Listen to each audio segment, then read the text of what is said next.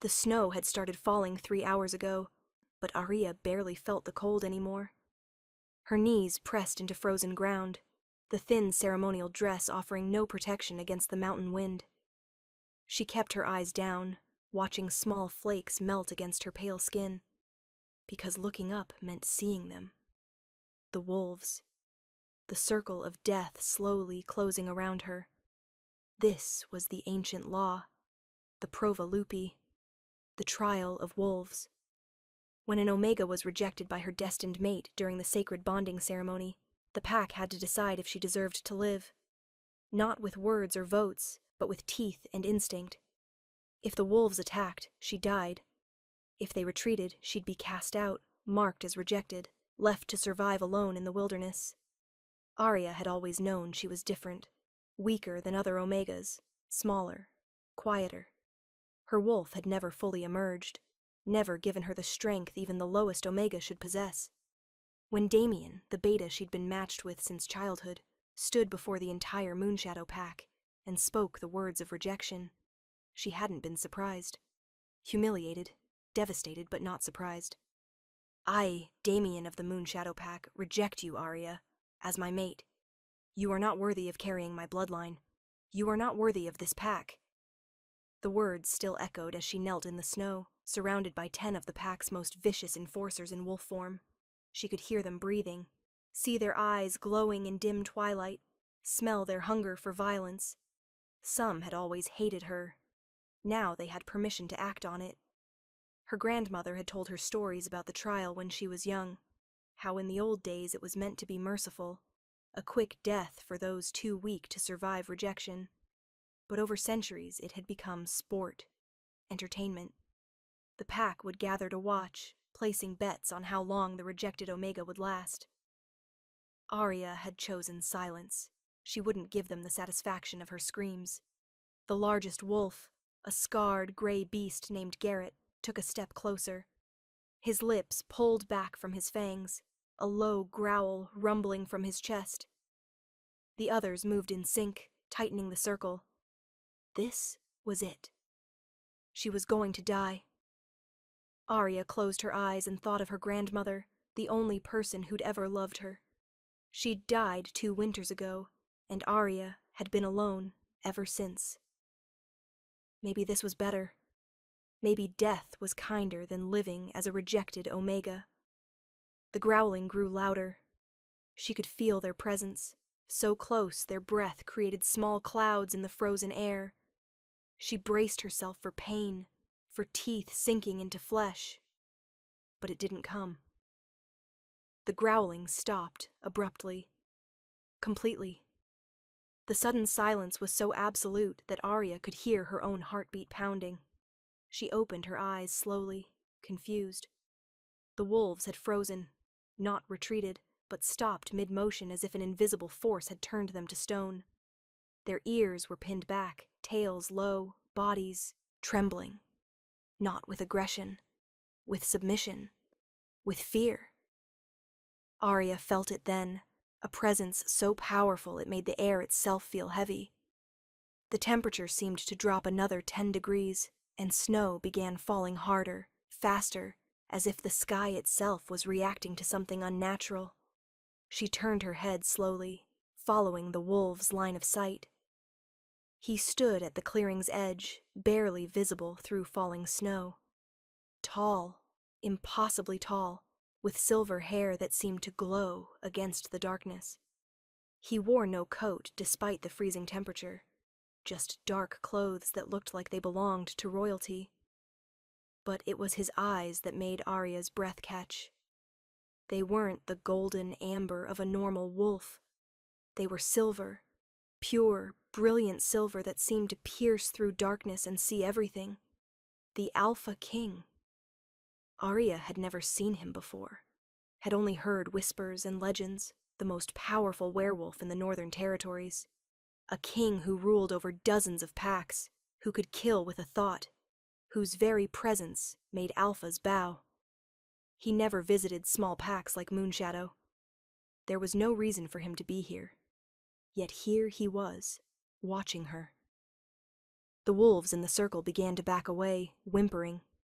Even Garrett, the most vicious, lowered his head and retreated, tail tucked.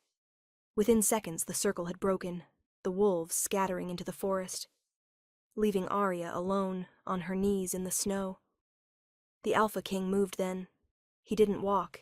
He glided, silent as death, graceful as a predator. He crossed the clearing until he stood directly in front of her. Up close, he was even more terrifying. His face was sharp and cold, carved from ice and cruelty. His silver eyes looked down at her with an expression she couldn't read.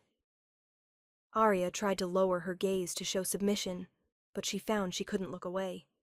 Something in those eyes held her captive, demanded her attention, refused to let her hide. "Stand," he said. His voice was quiet, barely more than a whisper, but it carried absolute authority. Arya's body obeyed before her mind could process the command.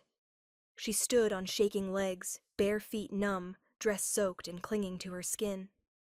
He studied her in silence, his gaze traveling over her face, her body lingering on places that made her cheeks burn despite the cold. She felt exposed, vulnerable, like he could see every secret, every weakness. "What is your name?" he asked. "Arya," she whispered, voice cracking. "Arya of no pack." Something flickered in his eyes. Anger, maybe. Or recognition. "Who rejected you?" "Damien, Beta of the Moonshadow Pack. He had every right to." "I am weak. I am not." Silence. The command cracked through the air like a whip. Arya's mouth snapped shut, heart racing. But he didn't strike her. Instead, he stepped closer. So close she could feel the heat radiating from his body, could smell winter pine and something ancient and powerful that made her wolf, her broken, silent wolf, stir for the first time in years. "You are not weak," he said, voice dropping even lower. "You have been suppressed. There is a difference." Arya blinked, confused. I don't understand." He reached out then, slowly, giving her time to flinch away. When she didn't move, his hand came to rest against the side of her neck, fingers cool against her freezing skin. The moment he touched her, something inside Arya's chest exploded. It wasn't pain. It was recognition. A bond snapping into place with such force that she gasped, her knees nearly buckling. She could feel him, not just his physical presence, but his emotions, his power, his very soul intertwining with hers. The mate bond. But that was impossible. She'd been rejected. The bond with Damien had been severed. She should never feel this again. Unless Damien had never been her true mate at all. "No," she breathed, shaking her head. This cannot be real." The Alpha King's lips curved into something that might have been a smile, but there was no warmth in it. Only dark satisfaction. "You are mine," he said simply. "You have always been mine. And anyone who told you otherwise will answer to me." Before Arya could respond, before she could even process what he was saying, the sound of footsteps crunching through snow made them both turn. A group of wolves emerged from the forest, returning to human form. At the front was Damien, face pale with shock. Behind him was Alpha Thorn of the Moonshadow Pack, an older man with gray streaking his dark hair. They both dropped to one knee immediately, heads bowed. "Your Majesty," Alpha Thorn said, voice shaking. "We had no idea you would be gracing us with your presence. If you had known, you would have what?" the king interrupted, voice still quiet, but now carrying an edge of violence. "Hidden your barbaric traditions? Pretended you don't force rejected Omegas to kneel in the snow while your wolves decide whether to tear them apart?" "It is the old law, Your Majesty," Thorn said carefully. "The Provalupi has been practiced for centuries. We were simply following. The old law is abolished," the king said. "As of this moment, any pack that attempts the trial of wolves will be disbanded and their alpha executed. Is that clear?" Silence. Then quickly, Yes, Your Majesty. Perfectly clear. The king's attention shifted to Damien, who was still kneeling, head down. You rejected her. It wasn't a question, but Damien answered anyway. Yes, Your Majesty, I had the right to... You had no right, the king said, voice dropping to something dangerous. Because she was never yours to reject. She carries the bloodline of the Moon-Blessed. She is descended from the first wolves, the ancient ones who walked these lands before packs existed. That is why her wolf has been silent. The power is too great for her to access without proper training, without someone strong enough to guide her through the awakening. Arya's mind was reeling. Moon-Blessed? Ancient bloodline? She was nobody. The weakest Omega in the pack. How could any of this be true? Your Majesty, Alphathorn said hesitantly. If I may, the girl's family has been in this pack for generations. Her grandmother never mentioned any. Her grandmother was protecting her, the king interrupted. The Moon-Blessed have been hunted to extinction by those who fear their power. Do you think she would announce it to a pack that would see her granddaughter as a threat? He paused, silver eyes returning to Arya. But she told the girl stories, didn't she? Taught her the old language. Gave her a necklace with a moon symbol that she was instructed never to remove. Arya's hand instinctively went to her throat, where her grandmother's necklace hung beneath the soaked dress. She'd never taken it off, even though she didn't fully understand why grandmother had made her promise to keep it hidden. How do you know this? She whispered.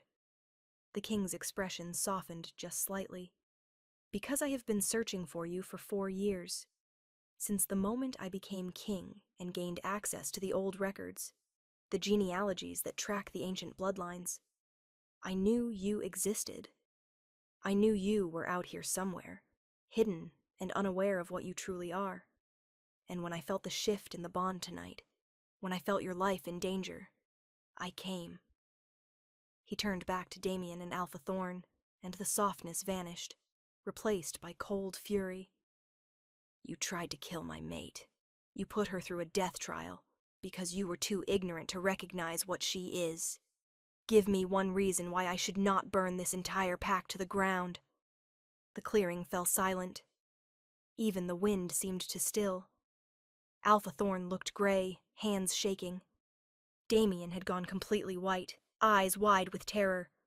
Mercy, Your Majesty, Thorn finally said, voice breaking. We did not know. We would never have... Ignorance is not innocence, the king said, but I will offer you a choice. Swear fealty to me directly. Disband the Moonshadow Pack and become part of the Frostborn Pack. You will be retrained, re-educated, and any member who refuses to abandon the old barbaric ways will be exiled. Or refuse and face execution. What will it be? We swear fealty, Thorn said immediately, pressing his forehead to the snow. The Moonshadow Pack is yours, Your Majesty. We are yours. The others, including Damien, quickly followed suit. Arya watched it all in stunned silence, unable to process the enormity of what was happening. Her entire world had been torn apart and rebuilt in minutes. The king seemed satisfied with their submission. He turned back to Arya, and this time, when he looked at her, there was something almost gentle in his expression. Can you walk? He asked. She nodded, even though her legs felt like they might give out. Good. Come with me. You are done with this place. He held out his hand, and Arya stared at it for a long moment. This was insane. He was the Alpha King. She was nobody. This had to be some kind of mistake, some cruel joke, but the bond in her chest was real. She could feel it thrumming with life and certainty. And when she looked into those silver eyes, she saw no deception, only conviction. Slowly, she placed her hand in his. His fingers closed around hers, warm and solid, and the bond flared brighter. He pulled her close, wrapping his coat around her shoulders. She hadn't seen him wearing it a moment ago, but it appeared as if summoned. It was heavy and warm and smelled like him. Pine and snow and something wild and ancient. "What is your name?" she asked quietly as he began to lead her away from the clearing, away from the pack that had tried to kill her. "I know you are the Alpha King, but what is your name?" He glanced down at her, and for the first time, she saw a real smile cross his face. It transformed him, made him look less like a terrifying force of nature and more like a man. A dangerously handsome man, but still a man. "Lucian," he said. "My name is Lucian, and you, Arya of the Moon Blessed, are going to be my queen." 6 months later, the journey to Lucian's territory had taken 3 days.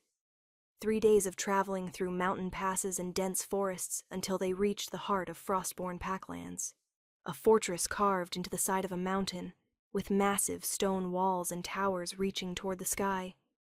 "This is your home now," Lucian had said as they passed through the main gates. "You are safe here. No one will ever hurt you again." The training had begun the next morning. "The reason your wolf has been silent is because the moon-blessed power is too intense for an untrained Omega to control," Lucian explained as they stood in a private clearing.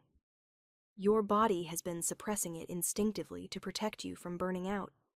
But that suppression has made you appear weak, when in reality you are anything but." "How do we fix it?" Arya asked. "We don't fix it. We teach you to control it." He moved behind her, placing his hands on her shoulders. "Close your eyes. Feel the bond between us. Use it as an anchor." Arya obeyed. The bond was easy to find, a golden thread of connection running from her chest to his. The moment she focused on it, it flared brighter. "Now reach deeper," Lucian instructed, voice low and soothing. "Past the bond, down into the place where your wolf sleeps. She is there, Arya. She has always been there. You just need to wake her." Arya had tried this before, countless times over the years, always with the same result. Nothing. Just empty silence. But this time, with Lucian's hands on her shoulders and the bond humming between them, she felt something different. A flicker. A spark of awareness that had never been there before. "I feel something," she whispered. "Good. Don't force it. Just let her know you are ready. Let her know it is safe to emerge." Arya focused on that flicker, on the tiny spark of consciousness that felt both foreign and familiar. She reached toward it, not with force, but with welcome, with acceptance. And slowly, so slowly, it began to grow. The sensation was overwhelming. Power flooded through her body, raw and ancient and so intense that she gasped. Her skin began to glow with soft silver light. She could feel her bones shifting, muscles strengthening, senses sharpening to an impossible degree. "That's it," Lucian said, satisfaction in his voice. "Don't fight it. Let it flow through you." But the power was too much. It was like trying to contain an ocean in a teacup. Arya felt herself beginning to panic, felt the control slipping away. "Lucian," she gasped. "I can't. It's too much." His arms came around her immediately, pulling her back against his chest. "Yes, you can. You are moon-blessed, Arya. This power is your birthright. Breathe. Focus on my voice. Focus on the bond. Use me as your anchor." She grabbed onto the bond like a lifeline, pouring the excess power into it, letting it flow from her into him and back again in a stable circuit. The panic began to fade, replaced by a sense of balance. The power was still there, still immense, but now it felt manageable, controlled. "Better?" Lucian asked. Arya nodded, not trusting her voice. She could feel her wolf now, fully present and aware for the first time in her life. It was glorious. It was terrifying. It was everything she'd never known she was missing. 6 months passed like a dream. Arya trained every day, growing stronger and more confident with each passing week. Her wolf, once silent and dormant, was now a constant presence. Powerful and fierce, and utterly devoted to protecting what was theirs. The bond with Lucian deepened, evolving from a mystical connection into genuine love built on trust and respect, and countless hours spent together. The official mating ceremony was held on the winter solstice, under a full moon that seemed to shine just for them. Wolves from every pack in the northern territories came to witness the union of their king and his moon-blessed queen. Arya wore a dress of silver and white, with her grandmother's necklace gleaming at her throat. And when Lucian placed his mark on her neck, claiming her before the entire assembly, she felt nothing but joy. The old laws were gone, replaced by new ones that protected Omegas and punished those who would abuse them. The Moon Shadow Pack, now absorbed into Frostborn, had adapted quickly under Lucian's rule. Even Damien, her former betrothed, had apologized publicly, though Arya barely remembered his name anymore. He was part of a past that felt like it belonged to someone else entirely.